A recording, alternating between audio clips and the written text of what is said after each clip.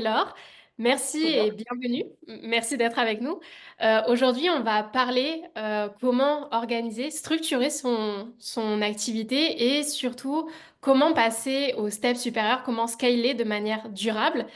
Pour commencer, est-ce que tu pourrais te présenter?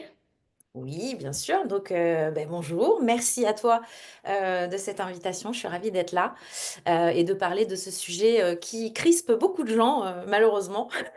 Alors, moi, je suis Marie-Laure, online business manager et plus communément connue sous le pseudo de Mel vous en prie. Effectivement, j'accompagne des entrepreneurs dans la structuration de leur écosystème pour pouvoir justement mettre des bases solides avant d'aller rechercher une croissance, une nouvelle croissance ou alors d'entamer une croissance parce que il y a différentes étapes qui existent. Mais voilà, aujourd'hui, j'accompagne beaucoup de créateurs de contenu en tout cas principalement, sur cette structuration et après le pilotage des équipes, de l'écosystème, de la stratégie, des ressources. Voilà. Ok, top. Première question que j'ai envie de te poser, c'est pourquoi c'est essentiel pour finalement tout entrepreneur de bien structurer son activité? Alors, bien structuré, alors il y a surtout à quel moment, je pense que c'est super intéressant de se poser cette question. Parce que, bien évidemment, structurer avant que vous soyez lancé, c'est perdre du temps. Voilà, il faut se le dire. Lancez-vous d'abord, proposez une offre qui cartonne, voilà, une offre qui ramène des clients, qui soit validée sur le marché, faites du chiffre, créez du chaos. Voilà, ça c'est très important. Donc c'est très paradoxal avec ce que je viens de dire avant, mais on démarre toujours quand on se lance avec une super idée, enfin voilà, on va tout faire, on va se lancer dans plein de choses, on s'occupe de tout, et c'est le but, c'est justement de mettre du chaos dans notre écosystème, parce que qui dit chaos, bah, ça veut dire que ça fonctionne et qu'il y a des choses qui se passent, et c'est génial. Sauf que, effectivement, à un moment donné, on reste des humains. Vivre dans le chaos en permanence, ça n'a rien de bon. Au même titre que vivre dans le contrôle suprême tout le temps, ça n'a rien de bon non plus. Donc c'est là où justement quand on parle de structure, faut pas que ça fasse peur, c'est juste ramener un peu d'équilibre dans un chaos que vous avez installé. Et une fois que l'équilibre est là, il va falloir remettre du chaos. Donc en fait, cette structuration finalement, elle est nécessaire pour pouvoir mettre de nouveau du chaos et aller attaquer de nouvelles montagnes, j'ai envie de dire. Ok, justement, tu disais c'est important de le faire au bon moment. Tu parlais par exemple, faites du chiffre avant. Oui. Pour toi, c'est quoi? C'est quand le bon moment? À partir de combien de CA par exemple? Alors, c'est c'est très difficile à donner en chiffres ou en nombre de ventes. C'est là où justement le fondateur, du coup, quand vous lancez votre business, va être la jauge un petit peu pour estimer ça. Parce qu'en fait, si je te dis au bout de 100 000, si tu vends des offres à 10 000 euros, t'en vends 10, ça veut pas dire, tu vois, enfin, ça veut pas dire que tu vas forcément avoir besoin de structure à ce moment-là. Si par contre tu vends des offres à 100 euros, oui, alors là tu vas avoir beaucoup de clients à gérer. Il est fort possible que le flux de clients, le flux de process ou la façon dont tu as monté ton offre va nécessiter que tu aies besoin de structurer plus vite. Donc j'ai envie de dire, le meilleur juge, ça va être le ressenti que le fondateur va avoir en termes de charge.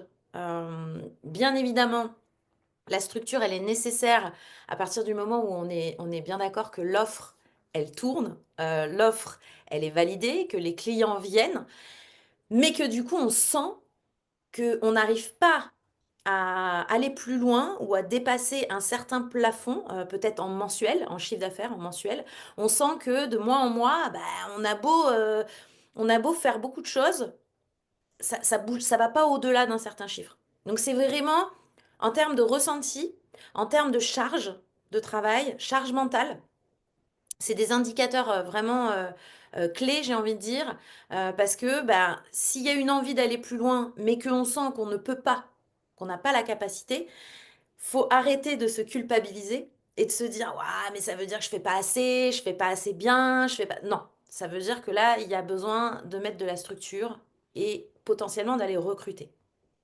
Voilà. Et finalement, qu'est-ce que tu entends par un business bien structuré? Ça ressemble à quoi? Alors, c'est pareil, il y a plusieurs étapes. Un business bien structuré, en soi, c'est un business qui peut tourner sans le fondateur. Grosso modo, ça veut dire, ça passe par la création d'un système opérationnel et de la mise en place de plusieurs systèmes. Quand on crée un business, on a une idée, elle est là, super, on la développe. Tout ce qu'on met en place, c'est là. Toutes les nouvelles idées qui naissent, elles sont là. La façon dont on veut faire les choses, la façon dont on en parle, la façon dont on communique, tout est là, en fait. Donc finalement, votre système opérationnel en tant que fondateur, quand vous êtes solo, il est ici. Alors après, il y en a qui ont leur petite notion, ClickUp, enfin voilà, ils ont un petit outil où ils balancent des choses. Mais en fait, ils font un vide-poche. C'est vraiment, on balance, on balance. Et il y a finalement pas vraiment de stratégie ou de fabrication d'un système. Un système, c'est quelque chose qui est capable de fonctionner en toute autonomie avec des process. Dans ce système, en fait, vous allez retrouver des process. Donc, comment je fais, dans quel ordre, de quelle façon, avec quel outil. Donc, on y retrouve les outils aussi. Bah, comment ça tourne en fait, avec quelles ressources je vais avoir pour faire tourner tout ça. Est-ce que c'est des ressources humaines? Est-ce que c'est que moi en fait? Ou alors est-ce que j'ai quelqu'un qui vient m'aider? Est-ce que c'est des robots si je mets des automatisations en place? Parce que du coup l'automatisation devient une ressource.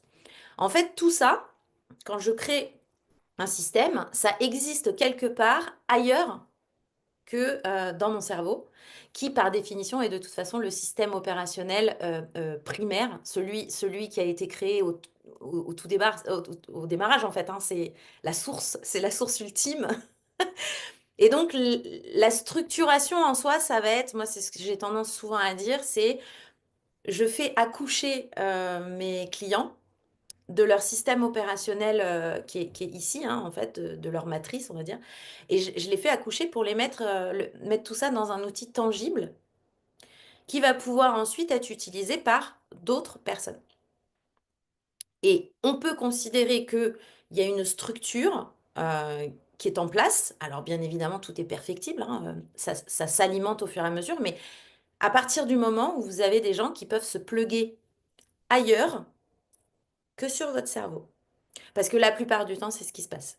C'est qu'on a recruté, on a demandé de faire plein de choses, mais on reste finalement le centre de commande et on passe notre temps sur WhatsApp, par mail, à envoyer à 2 heures du matin parce qu'il y a un truc qui a sauté. Enfin voilà. Donc, et ça n'est pas viable en fait, parce qu'on reste des humains et c'est pas pour rien qu'il y a de plus en plus de burn-out dans les métiers du digital. C'est justement parce qu'il y en a beaucoup qui n'arrivent pas à sortir en fait ce système opérationnel de leur personne et de le rendre en fait autonome.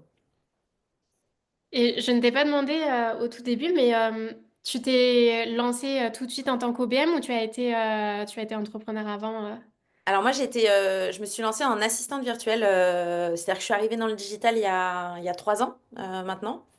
Après j'ai à peu près 35 métiers à mon actif, donc j'ai un bon éventail d'expériences.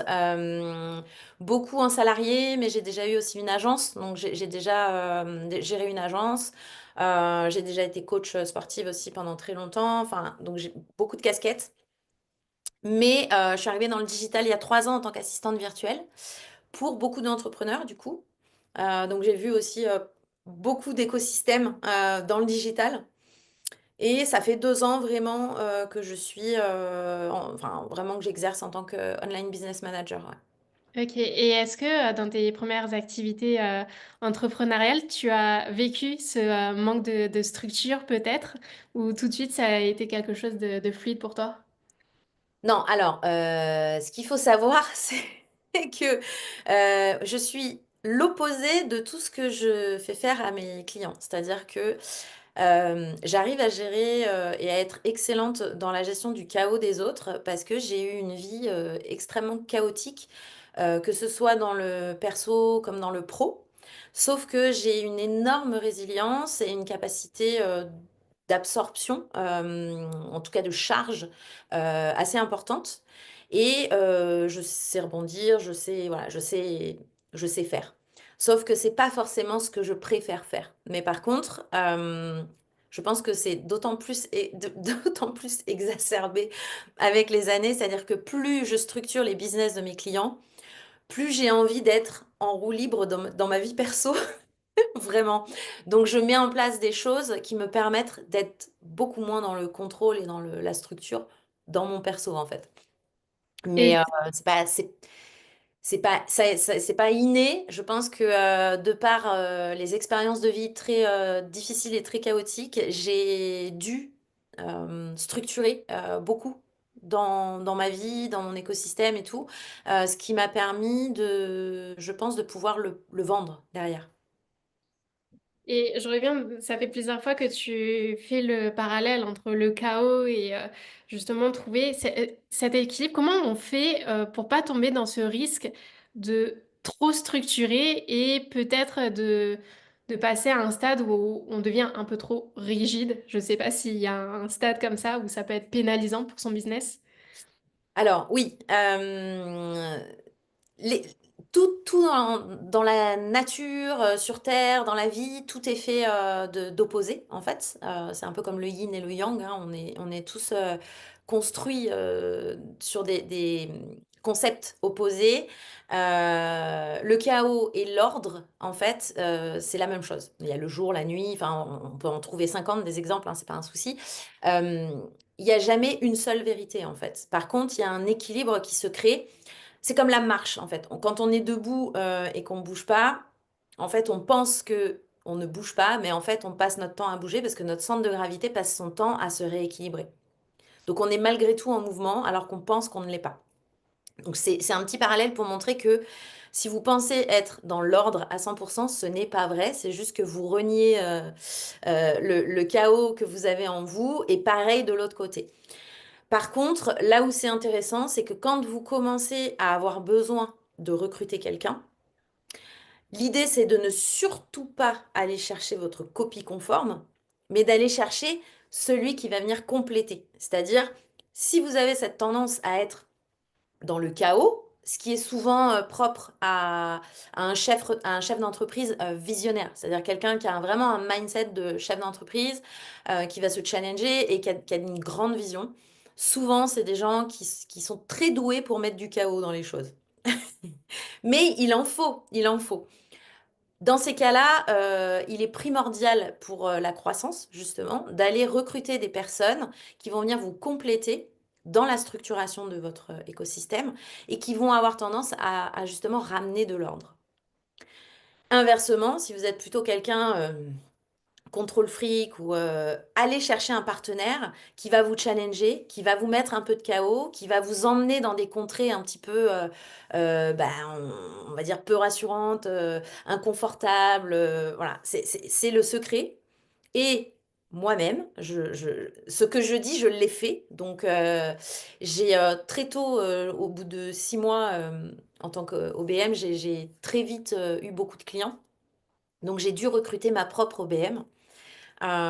Donc, en sachant tout ça, bien évidemment, parce que c'est ma zone d'expertise, donc j'ai été chercher la personne, donc j'ai même pas fait une annonce, hein, j'ai été chercher la personne que je voulais, qui est mon opposé complet. C'est-à-dire que Et finalement, on a travaillé ensemble 6 mois, elle était mon OBM pendant 6 mois. Aujourd'hui, c'est mon associé, donc on travaille, aujourd'hui avec les clients, on travaille en binôme.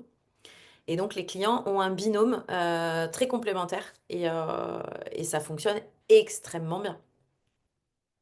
Et du coup, si tu disais effectivement trouver des personnes complémentaires, mais comment tu fais, tu l'as trouvé, mais choisir et trouver la bonne personne? Alors, la gestion la gestion de l'humain et le recrutement, c'est ce qu'il y a de plus difficile. Je pense que déjà, ce qu'il faut arriver à identifier déjà, c'est de se dire, bon, là, j'ai besoin de quelqu'un, j'ai besoin d'aller chercher quelqu'un. L'idée, c'est de ne surtout pas se cantonner à un entretien ou une personne mais de faire aussi marcher son réseau. Donc là, c'est un peu mon autre casquette. C'est quand vous allez recruter, recrutez de façon intelligente. C'est-à-dire, ne postez pas votre annonce que sur les groupes Instagram, LinkedIn ou n'importe quoi. Ne faites pas que ça. Faites marcher votre réseau parce qu'en fait, votre réseau vous connaît. Et donc, en fait, eux vont être à même de vous recommander déjà des personnes qui sont professionnelles. Parce que des professionnels dans le freelancing aujourd'hui, des bons, faut les trouver. C'est pas simple. Mais il y en a en fait. Par contre, ne recrutez pas quelqu'un si cette personne ne vous a pas été recommandée. C'est hyper important. Ça va vous faire gagner du temps, ça vous évitera des écueils. Donc déjà, il y a cette notion-là, c'est de recruter via votre réseau, de prendre des références et de faire confiance aux gens qui vous connaissent sur le type de personnes qui pourraient matcher avec vous, et ensuite d'en avoir plusieurs en entretien. Et quand vous êtes en entretien, si votre instinct vous dit ah ouais mais là elle va me faire faire des trucs, ça va m'embêter. En général, là où il y a de l'inconfort, c'est là qu'il faut aller. Si vous vous contentez de recruter quelqu'un qui vous rassure parce qu'elle est comme vous, j'ai envie de dire, c'est pas cette personne qu'il faut prendre. Qu'elle Génial. qu'elle vous comprenne, ça oui, mais que son fonctionnement soit le même que le vôtre, c'est pas forcément bon. Et je vais revenir à la base, tu disais au tout début, je crois que c'est l'une des premières phrases que tu as dites, justement le fait de déléguer, ça fait crisper beaucoup de gens. Est-ce Oui.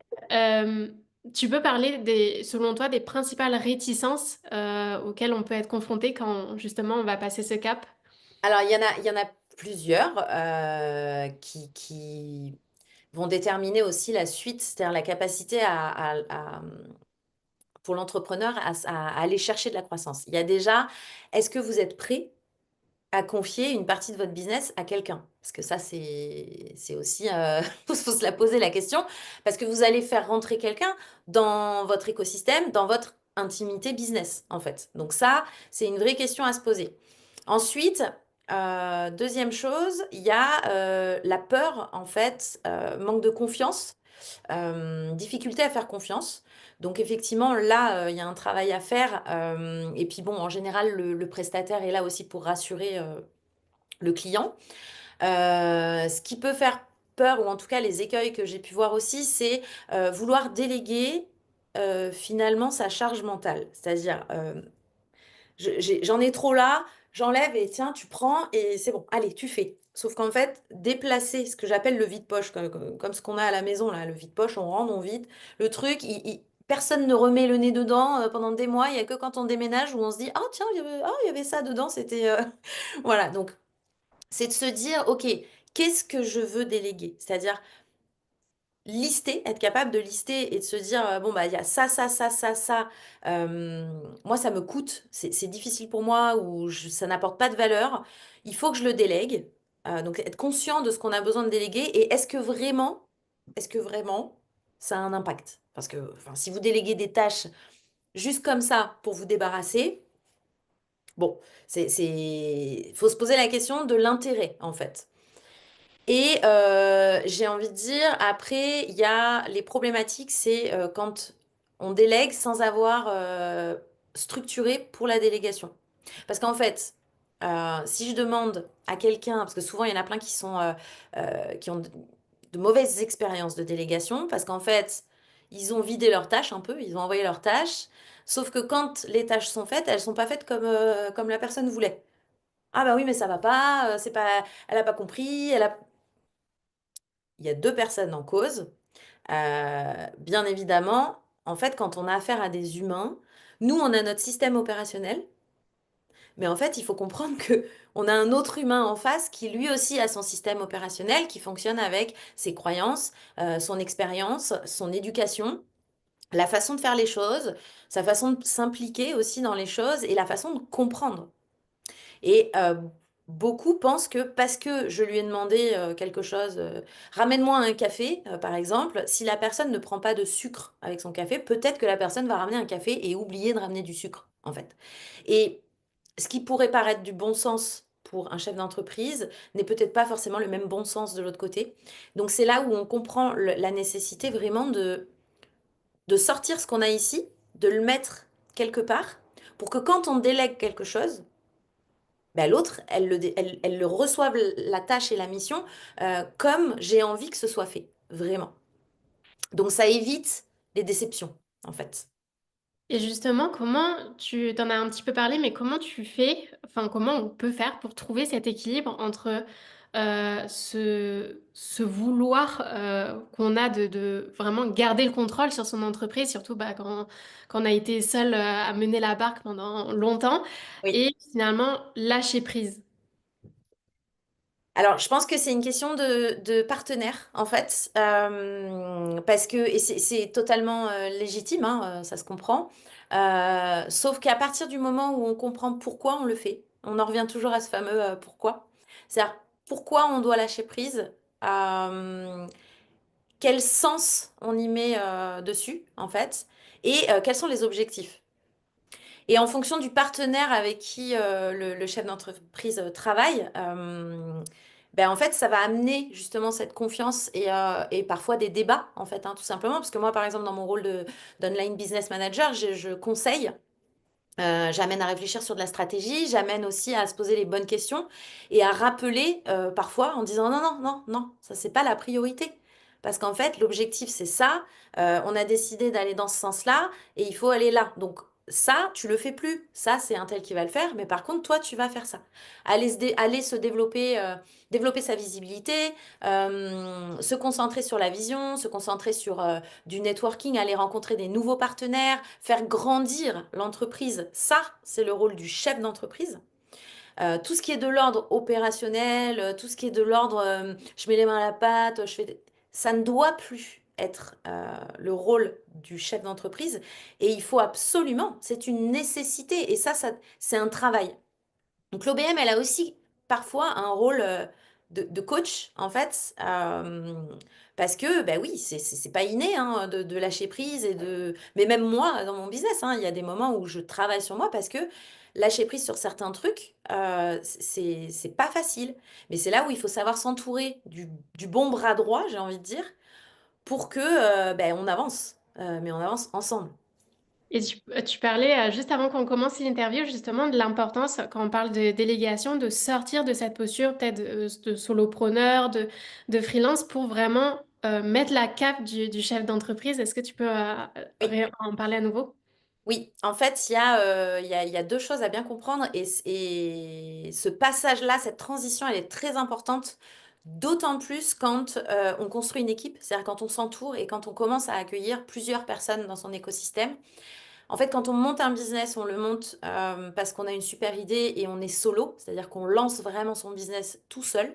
Et donc, on prend toutes les casquettes, avec parfois des casquettes qui nous font vraiment chier.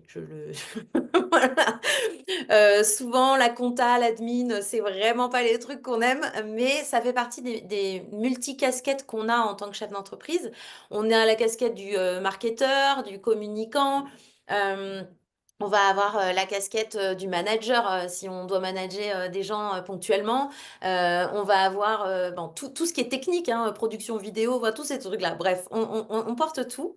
Sauf qu'à un moment donné, quand on arrive vraiment à ce cap où on doit recruter, on doit justement faire rentrer des gens dans l'écosystème. Là, la casquette de manager, elle prend un peu plus de place et ça veut dire que je deviens chef d'entreprise, malgré moi. Et ce rôle de chef d'entreprise, si vraiment je veux faire croître ma société, c'est-à-dire aller chercher du scale, ça veut dire qu'il faut que j'apprenne ce nouveau rôle. Parce que il suffit pas de dire je suis CEO et c'est bon. Parce qu'en fait, CEO, C'est un rôle. C'est pas un truc où on met une étiquette, ça y est, c'est bon, je suis CEO. C'est un rôle comme le rôle de manager dans une entreprise. C'est comme le rôle de, je sais pas, responsable des finances, comptable. C'est un rôle avec des responsabilités qui en incombent, des tâches qui sont propres à ce rôle-là. Et donc, ce que je disais tout à l'heure, c'est-à-dire aller chercher de nouveaux partenaires, développer l'autorité, la visibilité, tout ça, c'est des rôles qui incombent effectivement aux chefs d'entreprise. Mais il y a aussi les prises de décision stratégiques. Et donc, tout ce qui va être en rapport avec l'analyse financière, c'est-à-dire être capable de prendre des décisions éclairées en fonction des chiffres et des résultats de mon entreprise, tout ça, ça s'apprend. C'est pas inné en fait. Mais il faut accepter de rentrer dans ce rôle-là. Parce qu'en fait, il y en a beaucoup qui sont solopreneurs, qui recrutent, mais ils n'ont pas envie de s'emmerder avec la gestion de l'équipe. Ils veulent pas prendre de responsabilités, prendre de décisions. En fait, ils sont pas prêts à se challenger pour endosser ce rôle qui certes est un rôle très lourd en fait. Parce que, bah oui, quand on grossit, il y a de plus en plus de responsabilités, de plus en plus de décisions stratégiques et importantes à prendre. Et c'est très inconfortable. Donc il y a vraiment cette prise de conscience, c'est que en grossissant, vous ne pouvez pas échapper à ce rôle de chef d'entreprise en fait.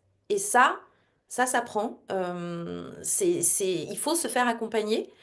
Et une OBM est là aussi pour aider le chef d'entreprise à endosser ce rôle et à le mettre face à ses responsabilités. Justement, toi, c'est intéressant parce que tu as eu les deux casquettes. Tu as fait d'abord assistante virtuelle, maintenant OBM.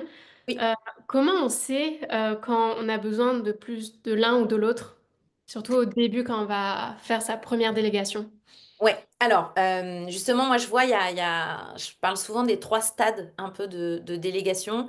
Le premier stade, c'est justement quand on est solo, on commence un peu à sentir, donc il faut vraiment qu'on soit notre propre baromètre et ne pas se surcharger. Euh, c'est quand on commence vraiment à ne plus avoir le temps de rien faire, avoir une to-do list qui déborde, on n'arrive plus à traiter tous les mails, on n'arrive plus à traiter toutes les demandes, on sent qu'on n'arrive plus à absorber les clients qui viennent, enfin voilà. Et on sent qu'on est sur des tâches qui parfois sont répétitives, nous font perdre du temps et qui, nous, ne nous apportent aucune valeur, enfin, ni à la société en soi. Le temps que j'y passe, je pourrais avoir un client qui me ramène beaucoup plus d'argent. Donc là, la première étape, c'est de se dire, bon, bah là, j'ai besoin d'une assistante ou d'un assistant pour me décharger des tâches opérationnelles simples. Là, c'est vraiment premier step. Ensuite, quand on arrive à ce que les deux personnes, c'est-à-dire le solo, qui n'est plus vraiment solo, avec l'assistant, qui sont de nouveau, de nouveau full, parce que souvent, l'assistante virtuelle, elle est un peu couteau suisse, elle va pouvoir faire plusieurs petites choses. En fait, quand les deux sont full, c'est que là, il y a un vrai besoin de redispatcher des missions ou des tâches qui sont peut-être plus expertes. C'est-à-dire aller chercher des prestataires, par exemple un community manager, parce que là, ça veut dire que peut-être qu'il y a de plus en plus de posts à faire, de commentaires sur les publications, suivre les DM, ce genre de choses. Ben, dans ces cas-là, il est peut-être temps d'aller chercher des experts, vraiment des prestataires dans leur domaine pour absorber ce genre de mission. Par exemple, ça peut être aussi pour construire des tunnels de vente. Si on se rend compte qu'on a de plus en plus de choses à corriger ou à gérer sur les tunnels de vente, bah, aller chercher quelqu'un qui est expert dans les tunnels. Euh, Ça peut être aussi un ou une customer care. Si on travaille avec des clients, avec des cohortes par exemple ou des communautés, peut-être que cette partie-là, on peut la déléguer à quelqu'un dont c'est vraiment l'expertise. Donc ça, c'est le deuxième stade, c'est quand on commence à se rendre compte qu'on a besoin de plus de personnes. Mais du coup, dans ces cas-là, il vaut mieux aller chercher des profils très spécialistes.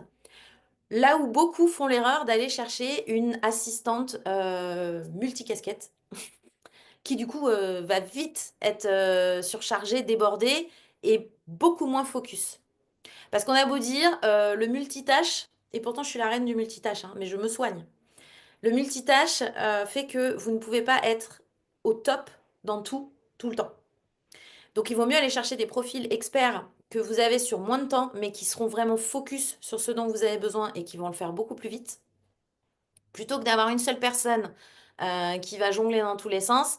D'autant plus parce que c'est risqué pour votre business de faire reposer tout votre business sur une seule personne. Donc là, c'est vraiment la deuxième étape. Et la troisième étape, c'est quand vous en êtes à un stade où vous passez votre temps à manager tout le monde. Les messages, les WhatsApp, j'en parle pas parce que les WhatsApp, moi, c'est ma bête noire, le WhatsApp. Passez vos journées sur le WhatsApp, qui est un outil que vous ne pouvez pas déléguer. C'est-à-dire qu'en fait, le WhatsApp est rattaché à votre numéro de téléphone portable. Donc même si vous avez une assistante euh, qui pourrait potentiellement vous aider là-dessus, en fait, à moins de lui donner votre numéro de téléphone, elle ne pourra pas vous relayer sur la gestion des messages WhatsApp.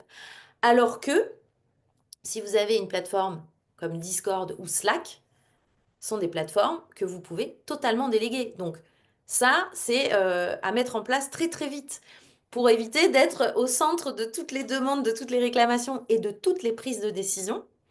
Là, c'est la troisième étape, c'est qu'il faut aller chercher quelqu'un qui va vous soulager pour piloter les ressources, qu'elles soient humaines, qu'elles soient robotisées ou qu'elles soient processées. Enfin voilà. Et donc, c'est là que le profil de l'OBM rentre en ligne de compte. En fait, c'est la personne qui va venir faire un filtre entre vous et les équipes et qui va vous aider, vous, à endosser cette casquette de chef d'entreprise, de vous concentrer sur ce que vous êtes censé faire et de vous décharger de tout ce que vous êtes censé déléguer. Ok. Je reviens du coup sur toute la partie structuration. Est-ce que tu as un exemple peut-être concret en tête d'un business qui a échoué par manque d'organisation, de structuration et quels enseignements on peut en tirer? Alors, qui a échoué par manque d'organisation. Alors, je ne sais pas si on peut dire échoué. En fait, c'est plus des problématiques personnelles, c'est-à-dire des gens qui ne sont pas... Parce que moi, j'ai commencé parfois avec des clients sur des collaborations de structuration et parfois, parfois au bout d'un mois, enfin de toute façon, ça, comme moi j'arrive, j'installe directement un outil opérationnel, voilà, donc l'OS, le système opérationnel, il est là. Maintenant, il faut le remplir. C'est-à-dire que moi, si le chef d'entreprise ne joue pas le jeu, je peux rien faire en fait. Donc j'ai même dernièrement, en décembre, janvier là, j'ai signé avec un très très gros client, très connu sur la sphère digitale, qui est venu me chercher par deux reprises, presque en pleurs, en me suppliant bon bref, de le prendre et tout. Le contrat a été signé. Au moment du virement, bon, bah, le virement n'a pas été fait, donc le premier atelier devait commencer. Moi, j'ai reporté l'atelier tant que c'était pas viré, mais en fait, je lui avais bien fait comprendre pendant nos échanges qu'il fallait qu'il s'implique. Parce que moi, je ne vais pas pouvoir sortir de son système, de sa tête, le système opérationnel. Je ne vais pas l'inventer, en fait. Donc, il y a une grosse part d'implication. Donc, finalement, ça s'est avorté. Il a jamais, voilà, plus de nouvelles, plus de son, plus d'image. Pour moi, ça, c'est un échec de structuration. Parce qu'en fait, la personne veut structurer, elle arrive, mais parce qu'on n'entend que ça hein, la sphère digitale. Oui, il faut structurer, il faut prendre des OBM, faut aussi, faut... Oui, d'accord, mais qu'est-ce que ça implique, la structure? Ça implique aussi que tout ce qui a été mis ici pendant X temps, c'est-à-dire la durée de vie de la société, il va falloir le sortir. Donc oui, et moi, je challenge aussi, c'est-à-dire que je bouscule un peu, je remets aussi les priorités, je mets des alertes aussi, parce que c'est mon rôle. Le chef d'entreprise, il accepte ou il accepte pas. Je peux pas le forcer. Donc là, en l'occurrence, ça n'a même pas démarré parce que j'ai eu deux calls, on a signé machin, mais finalement, ça a été avorté. Et j'ai des collabs qui, au bout d'un mois, en fait, se sont terminés. Alors, enfin, moi, je force pas plus que ça parce que si je sens qu'il y a la résistance de l'autre côté, la structuration ne se mettra pas en place correctement. Et j'ai pas envie, déjà moi, enfin, d'un point de vue énergique, c'est pas possible. Je vais passer beaucoup trop de temps à dépenser mon énergie, mon temps, pour essayer de structurer quelque chose que la personne en face n'arrive pas, en fait, à mettre en place. Donc, je le sens vite en fait. S'il y a de la résistance, c'est qu'il y a un travail plus profond à faire. Et là, malheureusement, ce n'est pas mon métier. Ça atteint mes limites. Mais c'est OK aussi. Enfin, je veux dire, c'est une question de moment aussi, hein. C'est une question de personne, c'est une question de moment. Voilà, et c'est OK. Là, ça échoue, mais ça ne veut pas dire que le business s'effondre. Par contre, à ne pas se remettre en question, à ne pas évoluer, ça met en danger l'écosystème, le business. Euh, du coup, faut se dire que tout ce qui n'est pas, tout ce qui n'évolue pas dans la société, dans le monde, dans la nature, tout ce qui n'évolue pas est amené à mourir. Donc après, on se pose les bonnes questions ou pas. Voilà. Et justement, ça me fait rebondir, une fois qu'on a mis en place des process, est-ce qu'il faut, j'imagine, il faut les réévaluer, les réajuster régulièrement? À quel moment on sait il faut repasser par ça? Alors, en fait, il y a différentes étapes. Il y a soit, ce qui, moi, correspond un petit peu aux offres qu'on propose, il y a soit l'entrepreneur arrive à un moment donné dans son écosystème où là, faut vraiment structurer, faire quelque chose, mettre en place des process, parce qu'il n'y a rien du tout et que mon équipe, elle galère et elle n'est pas capable de structurer ça. Donc, on va aller chercher quelqu'un qui va potentiellement, nous, ça prend 3 mois. C'est-à-dire qu'entre, il y a vraiment une phase d'audit qui en général se fait sur une semaine. Ça prend 3 mois pour vraiment structurer tout le pôle, mettre en place les process. Voilà, 3 mois, on est bien. Et après, il y a, est-ce que en interne, il y a la question de se poser, c'est est-ce que en interne, il y a des ressources humaines qui sont capables de faire tourner le système opérationnel. Parce qu'en fait, tant qu'on est tout seul avec notre système opérationnel, bah, c'est nous qui pilotons, c'est nous qui contrôlons. Quand on sort ce système opérationnel dans un outil, c'est OK, qui est le chef du navire? Qui va conduire ce bateau, en fait? Donc nous, on aide aussi l'entrepreneur à identifier la ressource humaine qui a le potentiel pour faire tourner tout ça et donc bah, suivre les process au fur et à mesure. Ou alors, on part, nous, avec les clients, sur du long terme. Et donc, dans ces cas-là, on pilote en fait tout ça. Et il faut se dire qu'en fait, tous les process qui sont mis en place, ils sont rattachés à un pôle de l'entreprise. En fait, si c'est un système de vente, bon, bah, c'est rattaché au système au pôle vente de la société. Si c'est un process pour recruter un nouveau venu dans l'entreprise, par exemple, ça va être un système de recrutement qui est rattaché au pôle administratif. Donc l'idée, c'est de savoir, mais en fait, qui est responsable de chacun de ces pôles? Qui est responsable? Et à partir du moment où on sait qui est responsable, bah, c'est cette personne qui est responsable de l'évolution des process, en fait. Et qui, du coup, doit veiller et gérer les mises à jour au fur et à mesure. Est-ce que selon toi, il y a un ou plusieurs process qui sont vraiment indispensables pour tout entrepreneur, quel que soit son domaine et quel que soit son niveau, son stade? Alors, moi, il y a une chose au-delà du process et qui est quasiment à chaque fois presque une découverte pour beaucoup d'entrepreneurs, c'est gérer ses chiffres.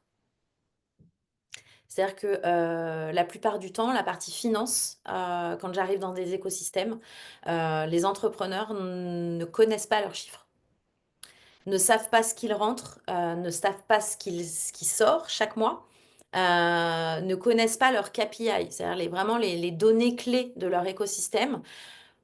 En fait, leur réponse à chaque fois, et moi, je veux vraiment mettre une alerte là-dessus pour tous ceux qui m'écoutent, qui m'écouteront là, il y a une différence entre votre comptable et la gestion financière.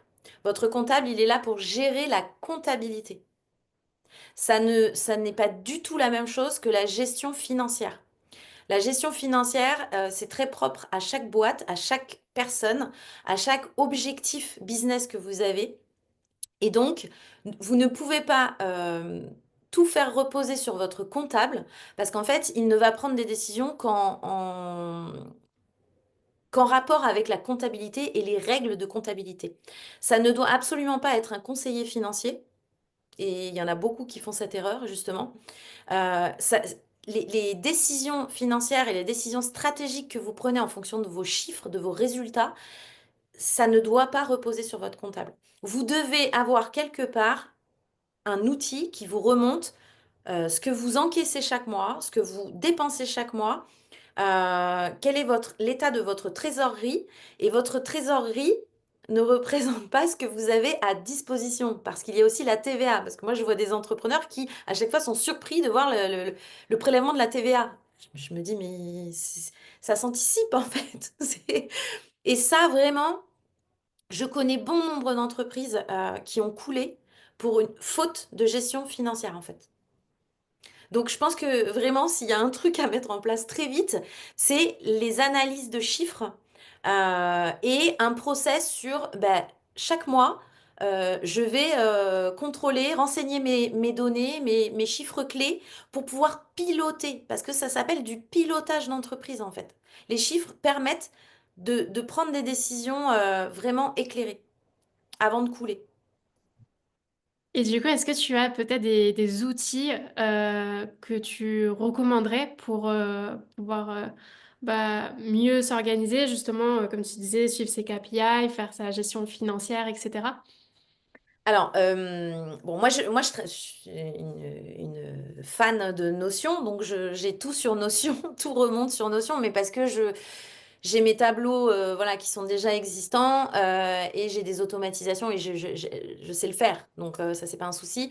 Après, bah, de toute façon, aujourd'hui, avec les banques en ligne, alors ça dépend où sont les banques des entrepreneurs, mais avec les banques en ligne et une bonne interface comptable, aujourd'hui, vous êtes capable de voir vos chiffres. La seule chose, c'est qu'il faut aller les voir, en fait. Donc après, vous pouvez vous les remonter directement dans un espace Notion ou dans un Google Sheet, éventuellement. Enfin, je veux dire, mais il faut aller mettre son nez dedans, en fait. Vous ne pouvez pas, parce que moi, j'en ai en entretien, des fois, sur des calls. Quand je pose la question, ils connaissent leur chiffre d'affaires. Ils connaissent pas forcément leur coût mensuel. Et systématiquement, quand j'interviens dans un écosystème, c'est vraiment dans les premiers temps, j'interviens sur, enfin, en tout cas, je mets un, un espace pour voir ces informations. Euh, la, la, la réponse à chaque fois, c'est je dépense tout ça tous les mois? Ben oui, ben, même avant que je sois là.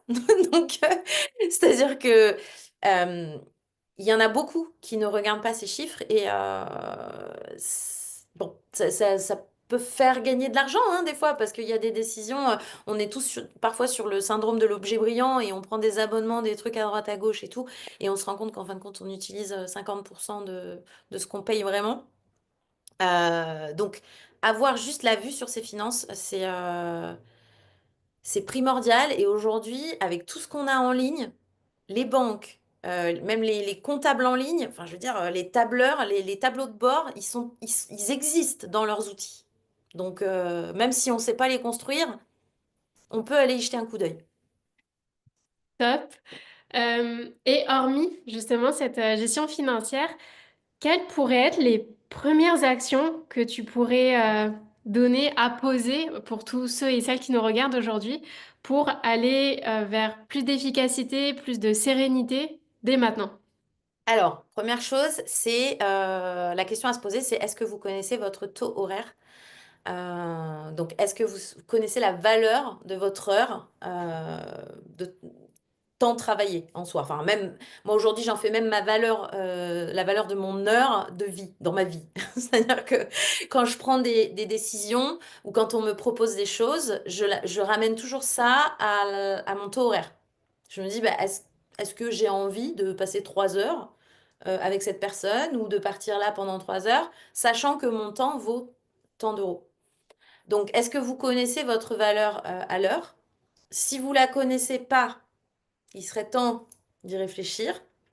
Parce qu'en fait, la deuxième chose à faire, c'est de commencer à lister toutes les actions que vous faites. Alors, soit vous utilisez un outil comme Toggle, soit Rescue Time, qui se fait en automatique même. Ça analyse tout ce que vous faites sur l'ordi, sur le téléphone, ça vous espionne. Vous passez une semaine à traquer tout ce que vous faites. Vraiment, mais tout. C'est vous envoyez un email, vous mettez j'envoie un email. Hop, même si c'est 3 minutes, on s'en fout. L'idée, c'est de faire ça pendant une semaine. Et à la fin de la semaine, vous regardez le temps passé sur certaines tâches. C'est des tâches administratives, les envois d'emails, répondre à des messages en DM, scroller sur les réseaux sociaux, par exemple. Parce que là, ça en général, on en a un bon paquet. Je sais pas, enfin, faire une newsletter, bref, tout ce que vous pouvez faire dans votre semaine. Traquez-le. Je vous assure, c'est un exercice imparable. Moi, c'est un exercice que je fais faire dès le démarrage avec un client pour qu'il prenne conscience qu'en fait, il y a au moins 50% des tâches sur une semaine qui peuvent être déléguées. Surtout quand vous le mettez en rapport avec votre taux horaire. Parce qu'en fait, si vous, si vous passez, je sais pas moi, 5 heures allez, 5 6 heures dans la semaine à envoyer des emails bateaux, hein, 6 heures, que votre taux horaire, il est à 100 euros de l'heure. Sachant une assistante virtuelle, vous allez la payer 25. Allez, si c'est pour de l'admin, tout ça, vous êtes autour de 25 30 euros de l'heure. Bah, en fait, là où vous avez passé 6 heures à 100 euros de l'heure, vous pouvez le confier à quelqu'un qui va vous facturer 30 euros de l'heure. Pendant ce temps-là, vous récupérez 6 heures que vous pouvez mettre dans votre business, que vous facturez 100 euros de l'heure. Voilà. Donc ça, c'est vraiment un exercice à faire et prendre conscience que déléguer, c'est investir, c'est racheter du temps en fait. C'est investir sur quelqu'un qui va vous permettre à vous de récupérer du temps que vous allez pouvoir facturer plus cher. Super. Et effectivement, c'est intéressant ce que tu dis, parce que si on n'a pas conscience de la valeur de notre temps, on a l'impression que bah, forcément, déléguer, ça va être coûteux, etc. Alors que finalement, tu fais vite la balance. Exactement, exactement. Surtout si, par exemple, on vend une offre, si c'est une offre à 500 euros, par exemple, bah, si j'ai 5 heures de plus dans ma semaine pour faire en sorte de faire au moins une vente, bah, c'est tout bénef en fait. Génial. Pour terminer, est-ce que, c'est une question que je pose systématiquement, est-ce que tu as une philosophie ou une citation, un mantra qui te drive au quotidien dans ton business? Oui, alors souvent ce que je recommande à tout le monde, arrête de réfléchir, fonce. Voilà, c'est vraiment, et je le dis à tout le monde, hein, vraiment, que ce soit des collègues, des amis. J'étais en call justement avec une OBM qui vient d'arriver dans l'écosystème, dans mon mastermind en fait d'OBM justement, qui voulait échanger. Et je lui ai dit, si j'ai un secret à te donner, c'est pose ton cerveau et fonce quoi. Parce qu'en fait, si on n'ose pas dans la vie, on n'a rien. Si on demande pas dans la vie, on n'a rien. Donc, faut arrêter de se laisser mener par les petits doigts qui tournent. Chut, posez le cerveau, foncez et réfléchissez après. À Voilà. équilibrer aussi pour être quand même rationnel dans ses décisions, non? Alors oui, non, bien sûr, bien sûr, mais ce que je veux dire, c'est que c'est dans le sens où si vous attendez d'avoir la réponse, si vous attendez d'avoir l'offre parfaite, si vous attendez d'avoir les virgules au bon endroit, les machins, on s'en fout. On s'en fout. Vous avez une idée, allez-y. Si vous voulez oser quelque chose, eh ben tentez. Au pire, il n'y a pas de réponse. Au pire, parfois on se prend un mur dans la tête. Eh ben c'est pas grave. J'ai envie de dire, on apprend beaucoup plus quand on tombe et quand on se prend un mur que quand on ne fait rien. Effectivement, par exemple, tu disais que des fois quand on délègue, ben, on se rend compte que ben, on n'était pas prêt, c'est pas le bon moment. Euh, Est-ce que tu préconises peut-être quelque chose pour voir quand on a le déclic et de se dire, OK, là, j'étais pas prêt avant et maintenant je suis prêt à m'entourer et déléguer. C'est-à-dire, qu'est-ce qui fait la différence, c'est ça? Non, Ouais, comment? dans le switch de mindset. En fait, je sais pas. Parfois, c'est vraiment une question de moment ou une question de rencontre ou une question de confiance ou de mots. En fait, peut-être qu'il y a des gens là, dans ce que je leur ai. expliqué ou transmis. Tu disais tout à l'heure, c'est intéressant de mettre en rapport le taux horaire et tout. En fait, parfois, il suffit d'un tout petit truc qui va venir débloquer. C'est comme quand on va chez le psy. Des fois, il y a un mot, on sort de la séance, on se dit, bon, ouais, super. Et en fait, il y a 2 nuits qui se passent et les choses qui... Bam! Et en fait, ça change, on ne sait pas pourquoi. Et c'est comme un amour. On croise des gens, ça match, on ne sait pas pourquoi. Avec d'autres, ça ne matche pas. Bon, ben, voilà. Je pense qu'en fait, toute erreur est OK, en fait. On peut se tromper, c'est pas grave, en fait. On peut se tromper de recrutement, on peut se tromper de moment, on peut se tromper de décision, enfin plein de choses. Et c'est OK. À partir du moment où on décide de ne pas ruminer là-dessus. Et puis parfois, on sent qu'il y a un truc où ça y est, quoi. Ah ben, bah, ça y est, mais ça a l'air super évident. Ben, parce que c'est le moment. Et parfois, malheureusement, ça s'explique pas. Ça veut juste dire on est prêt maintenant et on est capé, en tout cas un peu plus. Et ça veut dire qu'on peut aller chercher le step d'après. Génial.